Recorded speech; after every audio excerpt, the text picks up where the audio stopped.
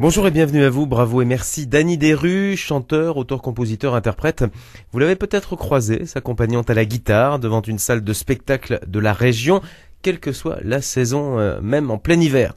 Dany a fêté fin 2013 au Trinitaire à Metz avec son spectacle Dany se met au chaud, ses 25 ans de carrière. Bravo et merci. Thierry Georges. Vous n'étiez pas fan de l'école, Daniel? Daniel, Oui, c'est votre prénom, bah oui, Daniel, oui, Dany. Ouais, non, Daniel, oui, bien sûr. Alors à l'école, c'était pas encore Dany Desrues d'ailleurs, c'était Daniel S. Oui, c'est ça.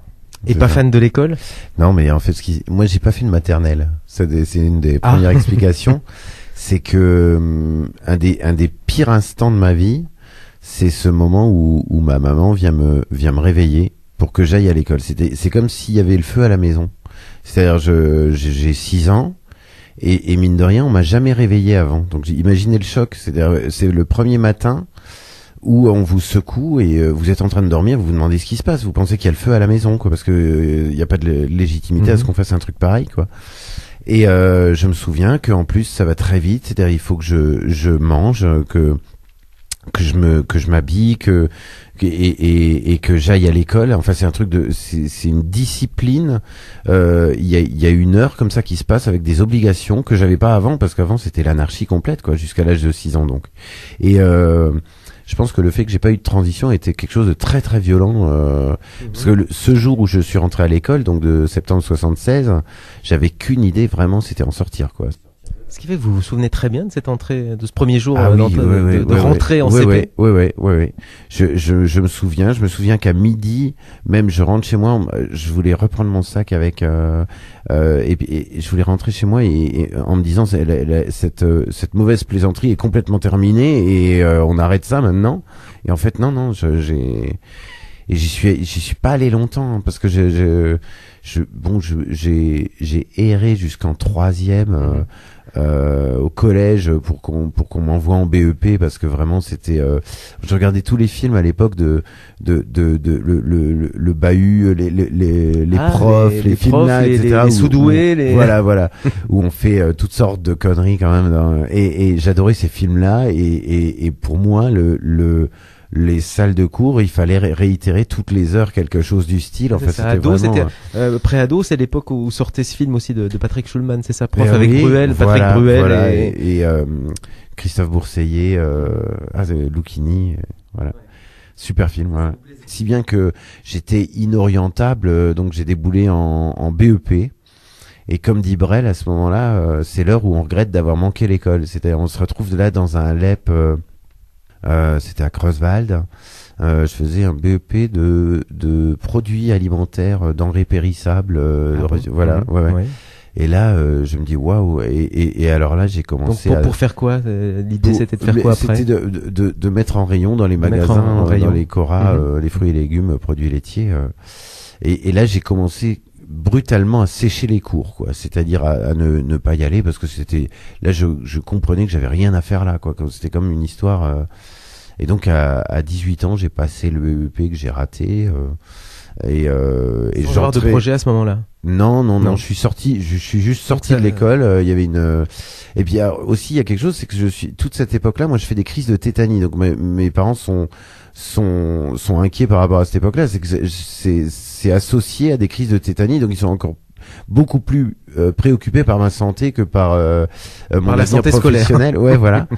Et miraculeusement, hein, j'en parle à Radio Jéricho, c'est que au moment où je sors de l'école, je ne fais plus de crise de tétanie, j'en ai plus fait depuis. C'était lié à ça. C'était psychologique, évidemment. Mais c'est pas un conseil que vous donnerez aux jeunes quand même de faire pareil à l'école. Bah non, moi vous êtes passé à côté. Par exemple, j'ai fait 10 ans d'autostop, je leur conseille pas non plus. Hein.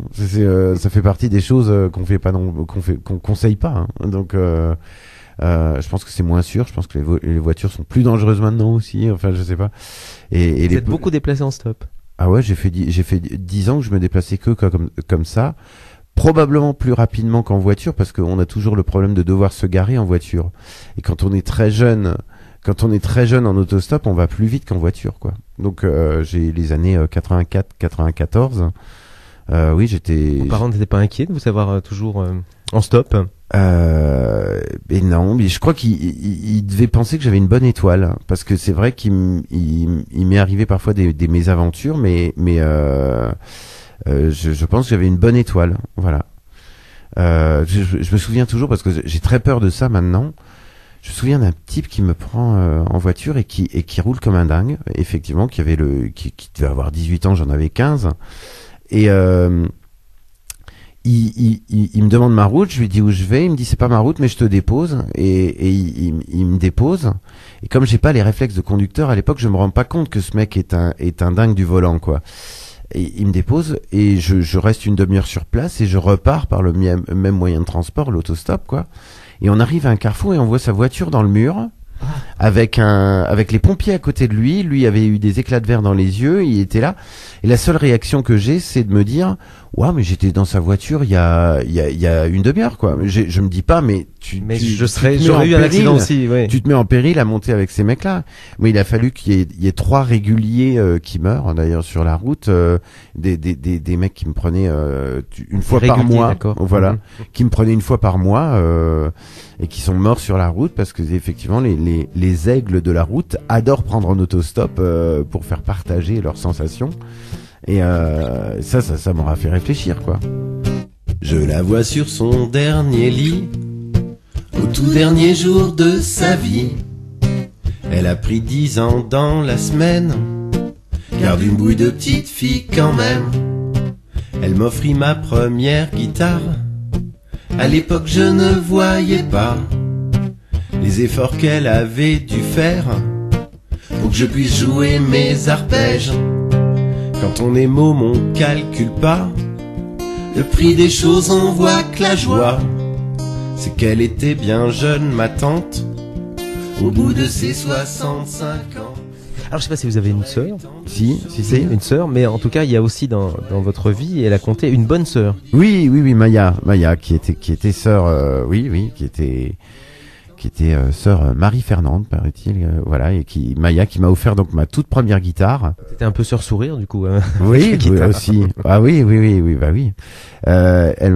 C'était ma première guitare. Elle m'avait donné un tuyau à un moment donné où j'avais une panne d'écriture, où elle m'avait suggéré de tartiner 3 pages par jour sans me relire. Ces pages-là, je les brûlais parce qu'il fallait surtout pas les relire pour développer notre partie créative, quoi. Elle m'avait donné ce tuyau, et puis c'est un tuyau en or parce que dès lors que j'arrive plus à écrire, je reprends ça et ça remarche. Elle était sœur où, cette sœur Maya? Elle était à Peltre. Ah, elle faisait partie des sœurs de Peltre. Voilà. Ouais, qui sont bien connues quand même. Bah oui. Les sœurs de Peltre. Mais ça fait partie des gens qui n'affichaient pas leurs opinions religieuses, je dirais. C'est-à-dire, elle était dans la pratique. Je le dis dans la chanson d'ailleurs. Je dis qu'elle préférait les travaux pratiques au beau discours pharisianiste. Elle était pas dans une théorie. Elle était toujours dans sa pratique chrétienne. Oui, évidemment. Ouais, une sœur de chrétienne, une sœur de terrain. Elle était enseignante, elle était institutrice. Côté apprentissage de la guitare, autodidacte. Oui, j'ai pris des cours au 6e CN à Nancy, qui a donné le MAI ensuite, une école, une formation, et puis oui, beaucoup autodidacte. C'est beaucoup les potes qu'on croise, des bœufs improvisés, et puis on apprend comme ça, quoi. Enfant, ado, vous étiez plutôt solitaire? Ouais. Même adulte. Même adulte. Je suis très très solitaire, et quand on écrit, on n'est jamais seul. Quand on écrit, on est toujours habité par ce qu'on est en train d'écrire, et donc c'est une permanence permanente. Donc du coup, ce qui fait que j'écris depuis toujours, depuis que j'ai un stylo dans les mains, et même avant d'écrire des chansons. Ah oui, j'écrivais très jeune, je faisais des bandes dessinées. D'ailleurs, quand je parlais de Maya, c'était ma première lectrice et cliente, parce qu'elle m'achetait mes petites bandes dessinées que je faisais tout seul. Elle m'encourageait comme ça, quoi. Je faisais des bandes dessinées, du théâtre de marionnettes. Petite fille, tu écoutes encore tes parents. Fais tes études, mais reste honnête. T'auras de la thune, tu feras la fête, petite fille. Tu crois en Dieu, mais si tu le voyais, ça serait mieux. Tu veux suivre le long chemin, mais jamais personne ne te tend la main. Alors avant de chanter seul, en vous accompagnant Dany à la guitare, il y a eu une première vie musicale, une vie de groupe. Ouais, j'ai eu les Machismes, c'est du punk rock. Le punk rock est souvent une phase obligatoire parce que c'est peut-être la moins compliquée, la moins exigeante musicalement parlant. Et effectivement, j'avais un petit groupe qui s'appelait les Matchies dans les années 85-87. Voilà. Et vous produisiez où?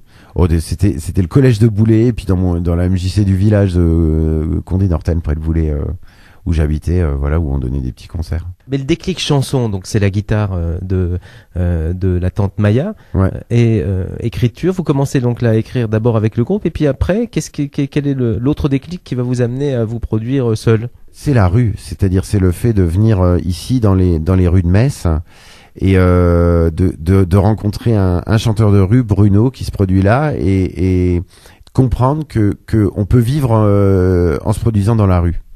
Souvent on me demande mais pourquoi tu continues la rue, parce que c'est vrai que dans l'idée j'aimerais bien moi jouer dans les salles plus que dans la rue, mais en attendant la rue m'a toujours permis une indépendance et une autonomie qui fait que je me remets pas forcément en question. Au moins j'ai ça.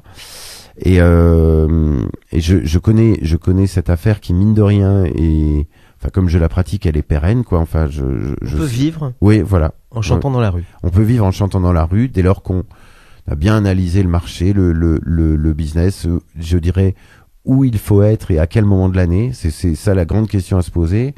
Et dès lors qu'on a compris tout ça, on se pose là où il faut être, aux endroits clés et stratégiques, de façon à ce que ça puisse être une activité rentable, quoi, parce qu'il faut gagner sa vie. Je dis toujours que je fais un métier d'artisan, c'est-à-dire artiste et commerçant.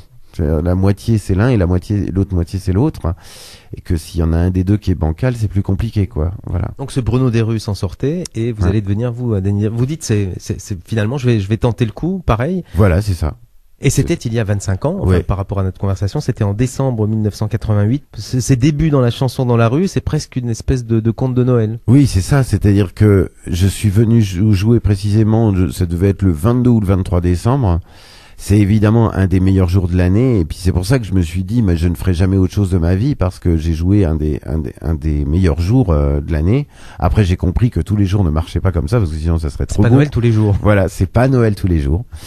En tout cas, je savais que j'avais un système qui au moins me permettait d'être libre à ce niveau-là, quoi.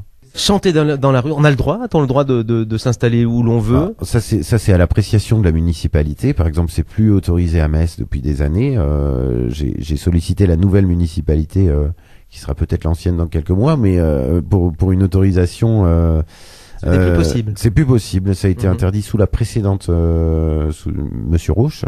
Et depuis, on n'a pas le droit de toute manière. Voilà, j'en appelle aux municipalités parce que j'aime beaucoup cette ville de Metz et j'aimerais bien y rejouer. Maintenant, je joue à Esch-sur-Alzette quand je joue dans les. Au Luxembourg. Ouais, voilà. Bon, si c'est riche, le Grand-Duché du Luxembourg, vous jouez devant les banques? Je joue. Non, mais Esch-sur-Alzette, c'est une ville quand même très populaire et très culturelle, quoi. Ça se prête bien, et puis elle est très frontalière, donc très francophone aussi quand même, quoi.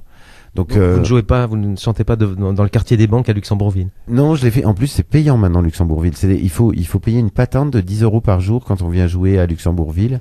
Et pour le principe, je suis pas d'accord, donc je vais plus à Luxembourgville. Il était une fois, toi et moi, Luxembourgville. Voilà. Dans un congrès de sages, il y a toujours un sot. Dans tous les bons villages, on y trouve un idiot.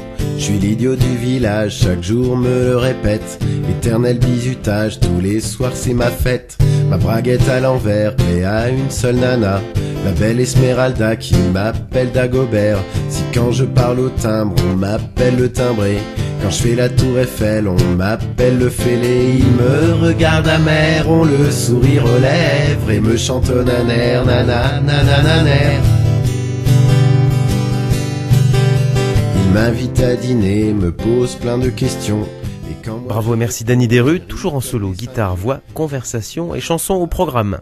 Bravo et merci. Thierry Georges. Chanter dans la rue et se faire la manche? Je pense pas, parce que je vais vous dire, c'est une fois une réflexion que ma fille m'a faite. J'aurais préféré que le jour-là, elle me demande comment on faisait les enfants, parce que elle m'a dit, papa, est-ce que c'est vrai que tu mendies? Et j'étais sidéré par cette phrase.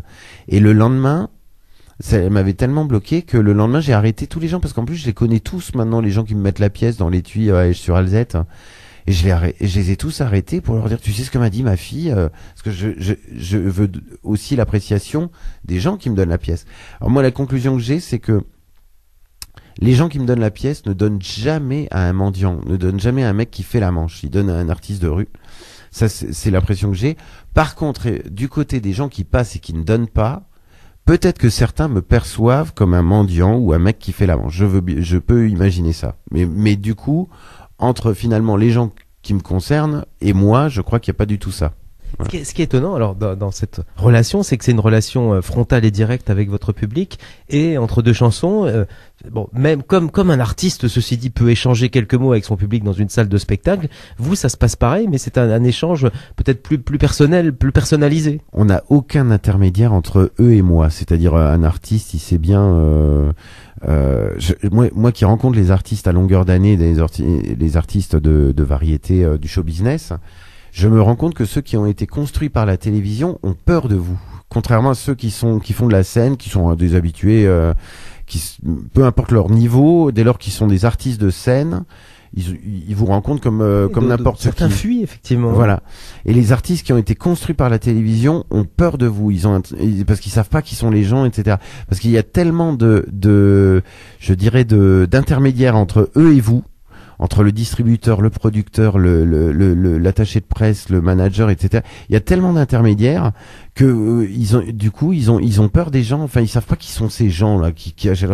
Alors que moi, les gens, il y a pas d'intermédiaire du tout entre quand ils me prennent un disque, c'est vraiment chez moi que ça se passe, hein, parce que je sais que mes disques sont en téléchargement sur iTunes, tous les albums sont trouvables sur le net, mais c'est extrêmement confidentiel par rapport aux 6000 disques que j'écoule dans une année dans la rue, quoi. C'est ça, parce qu'en fait, ce qui est aussi tout à fait spécifique de votre démarche, Dany, donc Dany Desrues, dans la rue, on vous laisse certaines sommes, mais en échange, votre public va repartir directement avec un CD. Évidemment, parce que je sais que dans les quelques secondes où les gens vont passer m'entendre comme ça, les gens ne vont pas connaître ce que je fais, vont pas du tout m'entendre. Ils sont pas là. En plus, ils passent pas pour ça, hein. Ils viennent faire leurs courses. Ils sont pas du tout dans un esprit où ils viennent écouter un artiste. Donc ils ont autre chose à faire.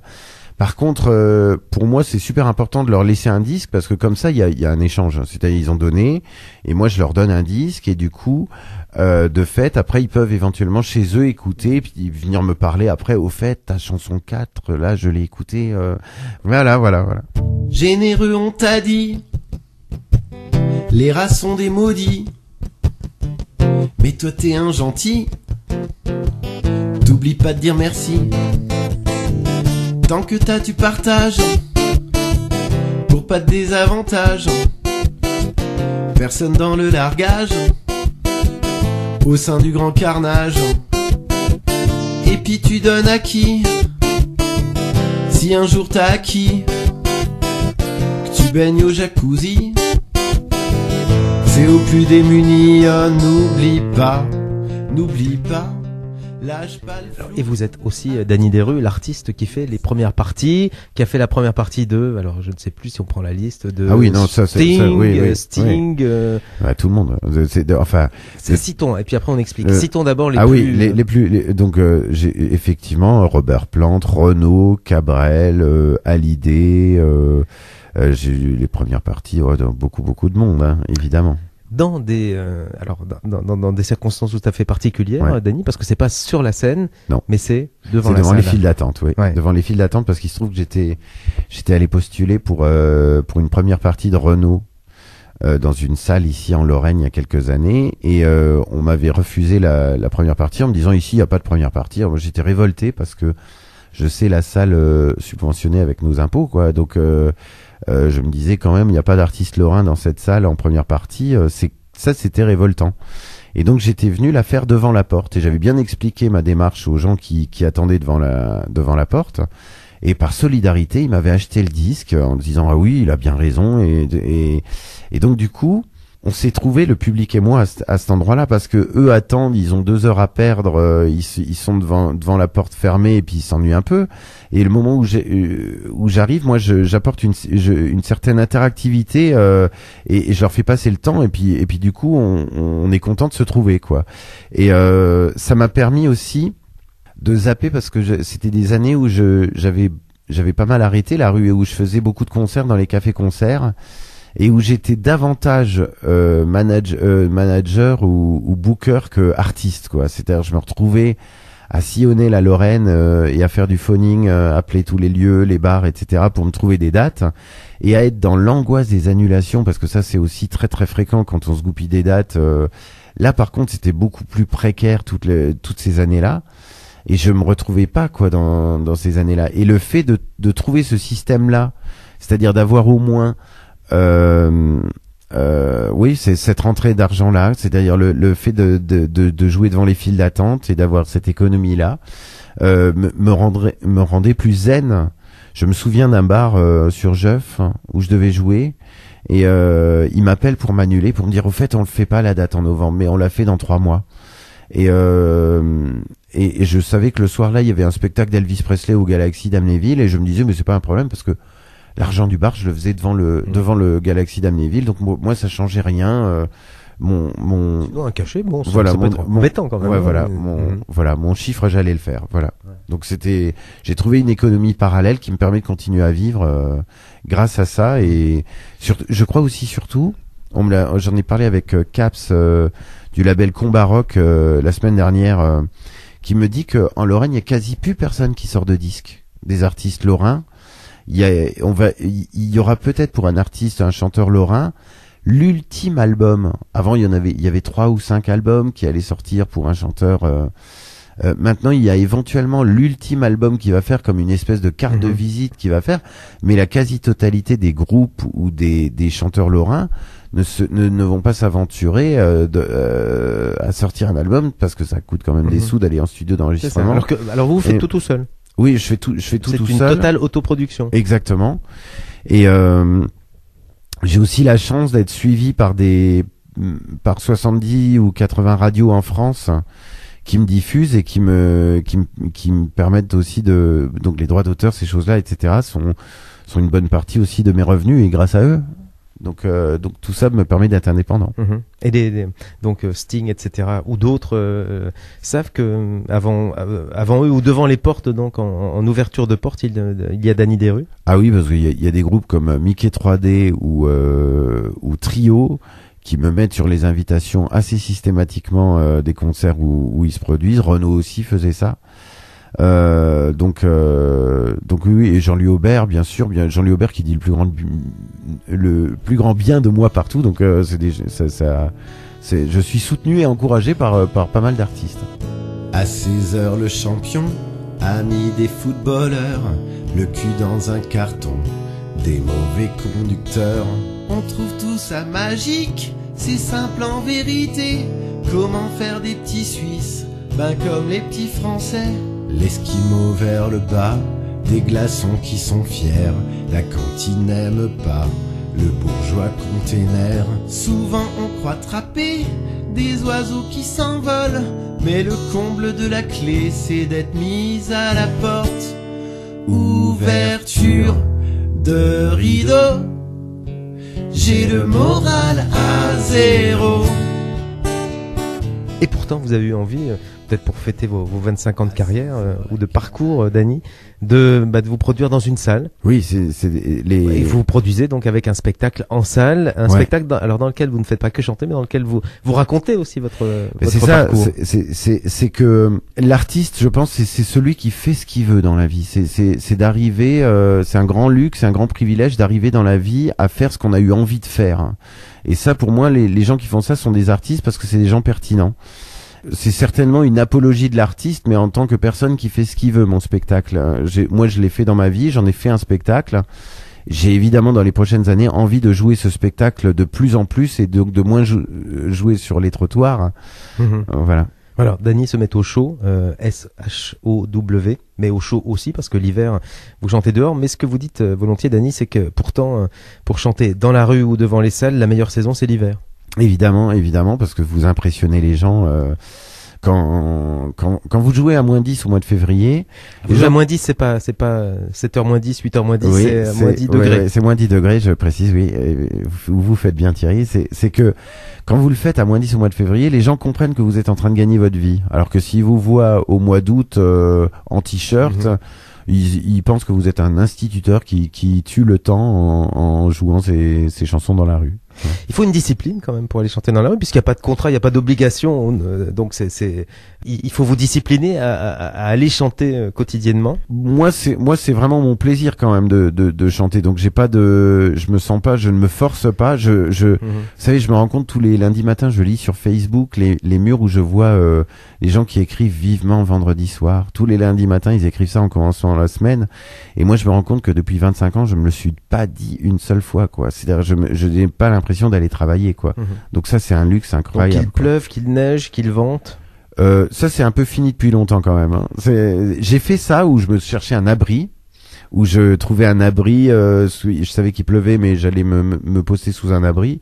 Maintenant, ça fait des années que je fais plus ça. Voilà, puis Dany se met au chaud. Voilà.